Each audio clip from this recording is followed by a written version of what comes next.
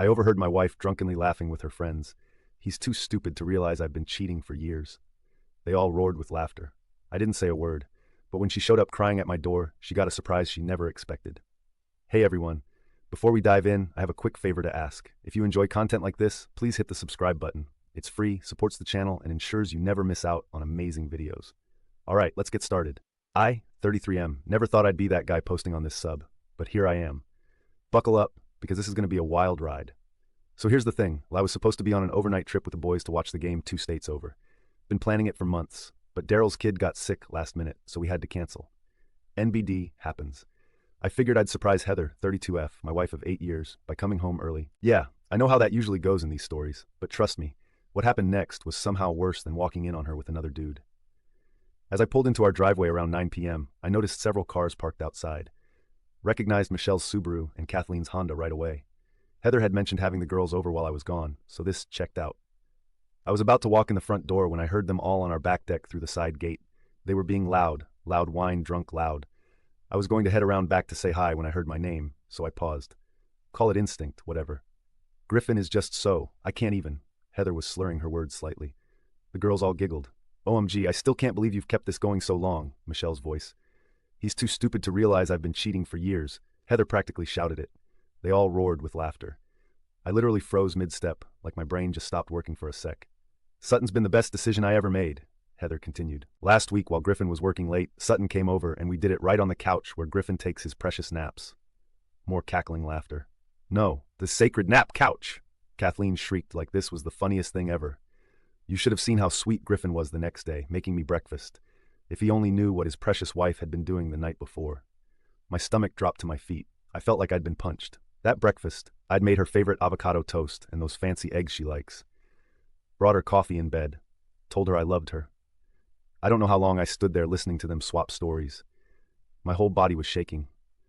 I learned that my business trips were her favorite times to have Sutton over, that they'd been sleeping together for over 3 years, that she'd even been with him the weekend of my dad's funeral when she claimed she had food poisoning and couldn't attend. I didn't confront them, didn't make a scene, just silently walked back to my car, drove to a nearby Target parking lot, and sat there until I could breathe again. I must have looked insane, a grown man hyperventilating in his car at 10 p.m. on a Saturday. Once I could think straight, I called Daryl. Thank God his kid was feeling better, and he picked up. Dude, my whole life just imploded. I told him everything. Don't go home tonight, he said. Come crash here. We'll figure this out. At Daryl's place, I paced the living room for hours while he Googled divorce lawyers. My mind kept replaying all these moments from the past few years that suddenly made sense. The girls' trips where she came back with barely any photos. How she'd started keeping her phone face down. The unexplained charges at hotels less than 30 minutes from our house. All those nights she was showing houses to clients after normal business hours. I felt like the biggest fool on the planet. Around 3 a.m., I got a text from Heather. Girls are crashed here. Hope we having fun with the boys. Love you. I nearly threw my phone against the wall. The audacity. You need to be smart about this, Daryl said, taking my phone. Don't tip her off. Not yet. The next morning, I pretended everything was normal. Told her I'd crashed at Daryl's after drinking too much. She bought it completely. Even had the nerve to complain about having to clean up after the girls while nursing her hangover. Over the next week, I went into reconnaissance mode. When she was in the shower, I checked her phone. Thousands of texts with Sutton going back years. Hotel receipts, explicit photos. I took screenshots of everything and emailed them to myself.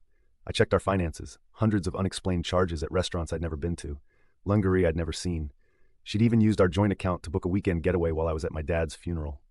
Each discovery was like another knife in my chest. 8 years of marriage, all the times I defended her to my family when they said she seemed self-centered, all my plans and dreams for our future, our talks about starting a family next year, all lies. I met with a divorce attorney on my lunch break, the most aggressive one in town according to Google reviews.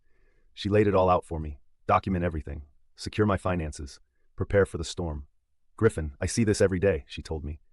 You're doing the right thing by not confronting her yet. The more prepared we are, the better position you'll be in. That night, as I watched Heather laughing at something on her phone, probably texting him, something inside me changed. The pain was still there, but suddenly it was like ice water in my veins instead of fire. I realized I didn't just want out of this marriage. I wanted justice. See, Heather built her whole identity around being respected and admired.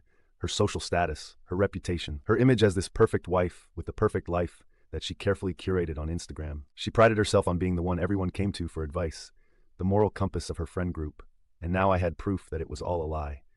I started making moves, transferred half our savings to a new account in just my name, password-protected important documents, made a detailed list of all our assets, photographed everything valuable in the house, all stuff my lawyer recommended. Meanwhile, I pretended everything was fine, kissed her goodbye in the mornings, asked about her day, watched Netflix beside her while she texted Sutton right next to me. Each day I played the role of oblivious husband while methodically preparing to blow up her entire world. 2 weeks in, I was ready. I had everything documented, financial statements, evidence of the affair, a new apartment lease signed and paid for, support from my family who were horrified by what she'd done. The hardest part was keeping my cool when she'd look me in the eyes and lie, when she'd say, "I love you," before bed, when she suggested we start trying for that baby next month. Each time I wanted to scream in her face. But I stayed calm, because I knew something she didn't. The woman who laughed about how stupid I was had no idea I was about to become the most methodical, unforgiving force she'd ever face, and I was going to do it all completely by the book. TLDR, overheard wife bragging to friends about cheating for years. Instead of confronting her, I've spent weeks gathering evidence and preparing the most comprehensive divorce strategy possible. The countdown to D-Day has begun. Update. First off, holy you guys. I didn't expect my post to blow up like that. Thanks for all the support and the Reddit gold. WTF. For those asking if this is creative writing practice, I wish. It's been 3 weeks since my last update. A lot has happened, so buckle up. Remember how I mentioned having a plan? Well, I've been executing it with military precision. The day after my last post, I noticed something weird. Heather started being extra nice, making my favorite dinners, initiating sex, even suggesting we look at houses in better neighborhoods. At first I thought she somehow found out I knew, but then I realized guilt. Classic cheater behavior, according to all the Reddit threads I'd been obsessively reading at 3 a.m. Let me break down exactly what I've been doing. Finances. This was priority number 1. I'd already moved half our savings to my personal account. Next, I documented every single expense related to her affair. Those hotel charges? Itemized. The dinners she claimed were with clients but were actually with Sutton? Spreadsheet. The lingerie she bought for him? Photographed the receipts. My lawyer said this could be considered dissipation of marital assets. Basically, she spent our money on her affair. I also froze our joint credit cards, told her there was suspicious activity and the bank was sending new ones. Technically true, LOL. This gave me time to remove her as an authorized user on my main card. The look on her face when her card got declined at Sephora? Priceless. She called me ranting about how embarrassing it was. I just played dumb and said the new cards must be delayed. Property. I quietly moved my important stuff to my new apartment. Not everything at once, just irreplaceable things like my dad's watch, family photos, and important documents. I did this while she was showing houses, aka screwing Sutton.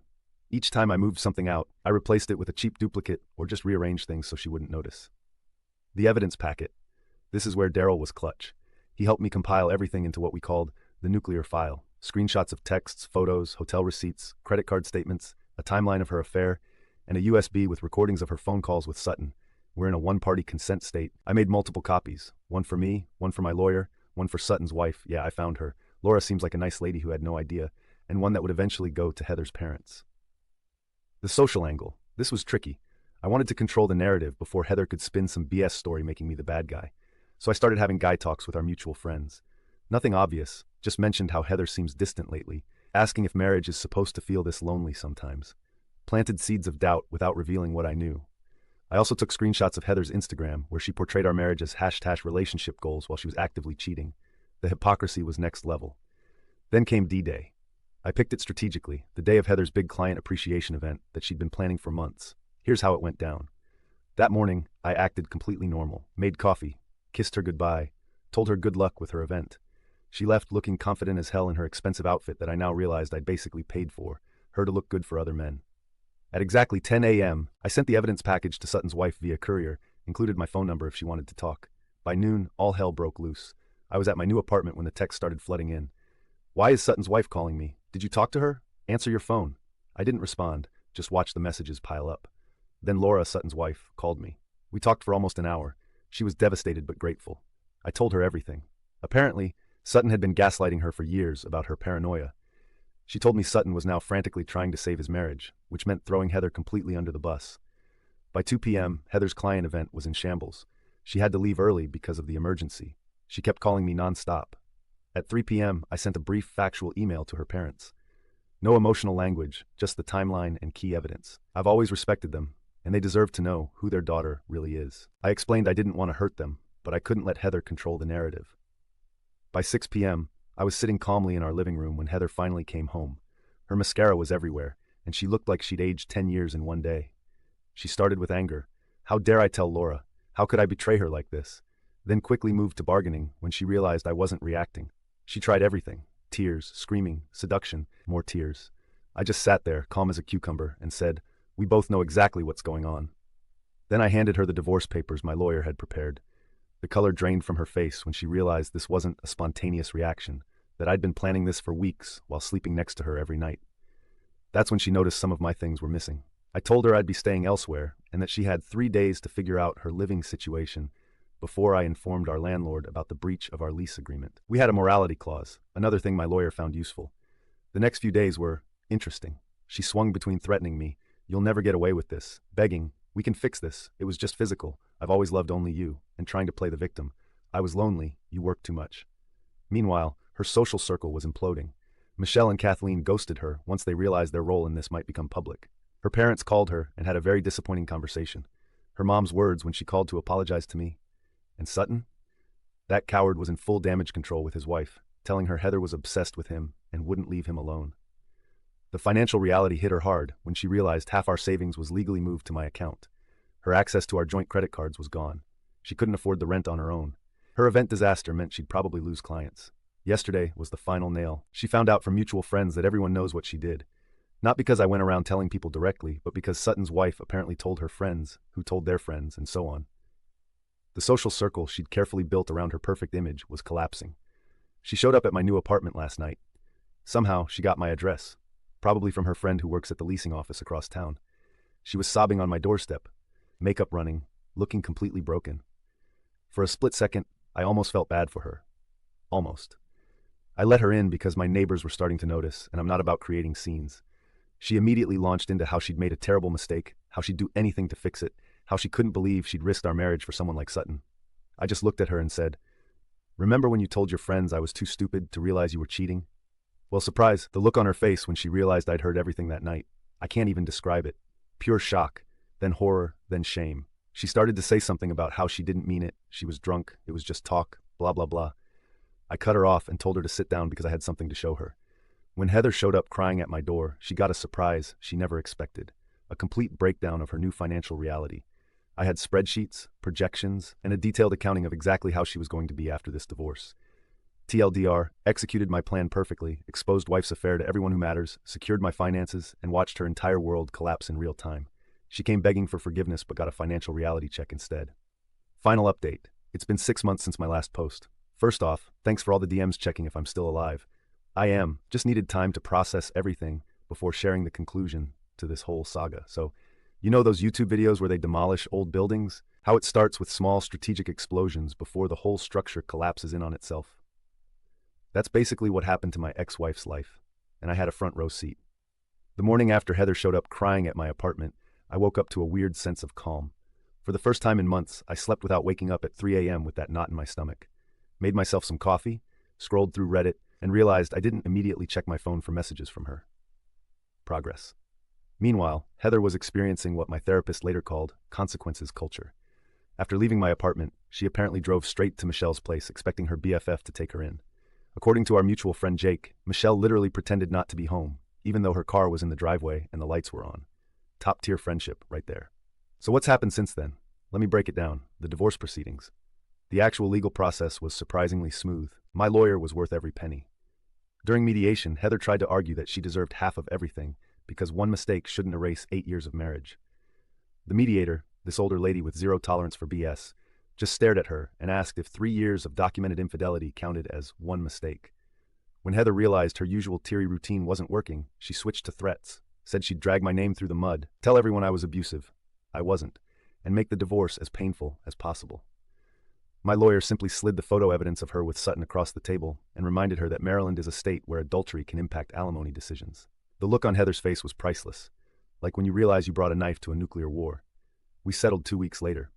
I kept my retirement accounts and most of our assets. She got enough to start over, but nowhere near the lifestyle she was accustomed to. The judge actually told her she was fortunate given the circumstances. The financial fallout. This part was tough to watch, even for me.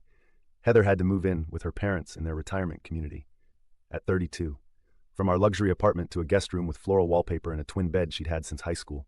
She tried to keep up appearances on Instagram for a while. Lots of cryptic quotes about growth and trusting the journey, with strategic angles that didn't show she was living in her childhood bedroom. But social media is weirdly transparent these days. People notice when you're suddenly posting TBTs instead of new content. Her financial situation went from bad to worse when she lost her job. Not directly because of the affair, her boss didn't care about her personal life, but because she kept missing work and showing up late. Depression, probably. Can't say I didn't understand that part. The social aftermath. This was the most fascinating part to watch unfold.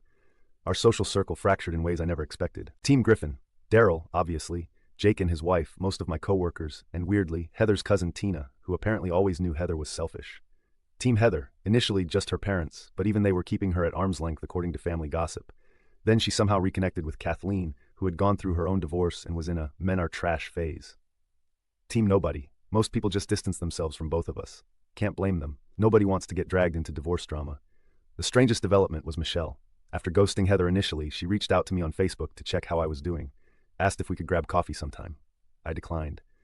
Something about the way she jumped ship the moment Heather was struggling felt off to me. The Sutton situation, Laura, Sutton's wife, and I kept in touch. Not romantically, we were just two people processing similar betrayals. We'd grab lunch every few weeks and update each other. Sutton apparently tried reconciliation tactics straight out of a bad rom-com. Standing outside their house with a boombox, sending massive flower arrangements to her workplace, even trying to get their pastor involved. None of it worked. Laura filed for divorce 3 weeks after D-Day and moved in with her sister in Pennsylvania. Last I heard, she's dating a kindergarten teacher who coaches Little League on weekends. Good for her. Sutton tried to reach out to me. Sent this long text about how we're both victims and how Heather pursued him aggressively. I just responded with, felt both dismissive and perfectly adequate. My personal journey. This part's harder to write about. The first month after moving out, I basically became a hermit. Worked, came home, ordered DoorDash, binged whatever was new on Netflix, slept, repeat. My apartment looked like a college dorm. Mattress on the floor, 1 pot, 2 plates, no decoration. Daryl finally staged an intervention. Showed up one Saturday morning with bagels and forced me to actually talk about how I was feeling. I'm not much of a crier, but man, that day was rough. Told him things I hadn't even admitted to myself, how beneath the anger, I was just sad. Sad about the years wasted. Sad about the future I thought I had. Sad that someone I trusted completely could betray me so casually. After that, I started therapy. Found this guy through BetterHelp who specialized in betrayal trauma. He didn't try to push reconciliation or forgiveness or any of that Hallmark card BS. Just gave me practical tools to process what happened and move forward. Small steps followed. Got a proper bed frame, joined a local soccer league, actually accepted invitations to social events instead of making excuses, started cooking again instead of living off of frozen pizzas and protein shakes. 2 months ago, I went on my first date since the divorce. Nothing serious. Just coffee with a woman I met through the meetup hiking group I'd joined. It was awkward AF. I'd forgotten how to have a normal conversation with someone new, but it was a start. The final confrontation. Last week, something unexpected happened. I was at Home Depot buying paint for my new place. Finally got tired of staring at white walls when I literally bumped carts with Heather. She looked different, hair shorter, clothes less flashy. For a split second, neither of us knew what to do. Then she asked if we could talk for a minute. Against my better judgment, I said yes. We sat on a bench outside, both holding our Home Depot bags like shields. She started with an actual, genuine apology. No excuses, no blame shifting, just acknowledged how badly she'd hurt me and how she'd been working on herself to understand why she'd done it. I won't lie, part of me was waiting for the manipulation, the tears, the attempt to get back together, but it never came. She just wanted me to know she was sorry, that she was in therapy too, and that she hoped I was doing okay. Then she told me she was moving to Chicago for a fresh start, had an interview lined up and was staying with a college friend until she found her own place. The weirdest part, I realized I felt nothing. Not anger, not pain, not even satisfaction at how things had turned out. Just nothing. Like watching the finale of a show I'd stopped caring about halfway through. We said goodbye, awkwardly. No hug, just a nod. As she walked away, she turned back and said something that stuck with me. I know it doesn't matter now, but I really did love you. I just didn't know how to love anyone properly, including myself. I stood there watching her drive away, thinking about how 6 months ago, that interaction would have destroyed me all over again. Now it was just a strange Tuesday afternoon errand with an unexpected bump into someone from my past. Where I am now, my new place is coming together. It's smaller than the apartment we shared, but it's mine. No emotional landmines, no memories lurking in corners, just a space that's slowly beginning to feel like home. Work is good, friends are good, I'm good. Most days anyway. There are still moments when a song comes on or I see something that reminds me of her, and it stings. But those moments get fewer and further between. Yesterday, I deleted all the evidence files from my computer, kept backups on a drive locked in my safe just in case. But I don't need those screenshots and timelines taking up space in my digital life anymore. It felt symbolic somehow, like clearing browser cache, but for my actual life. I've started dating someone new, taking it slow. She knows the basics of what happened, but not the ugly details. She's patient with my trust issues and doesn't push when I need space. It's too early to know if it's going anywhere, but it's nice to feel that potential. As for Heather, I heard from her mom, who still sends me birthday cards weirdly, that she's actually doing okay in Chicago. Got the job. Found an apartment. Making new friends. Part of me is genuinely glad. Not because I wish her well particularly, but because it means this chapter is truly over for both of us. The woman who laughed about me being too stupid to see her betrayal ended up learning the hardest lesson of all, that actions have consequences. That reputations take years to build but moments to destroy, and that once trust is broken, some things can never be repaired. And me, I learned that I'm stronger than I knew. That starting over isn't the same as giving up, and that the best revenge isn't destroying someone else's life, it's rebuilding your own, better than before. TLDR, divorce finalized, ex-wife moved across the country, and I'm slowly putting my life back together. The complete dismantling of her life happened mostly through natural consequences, and my renaissance is still a work in progress.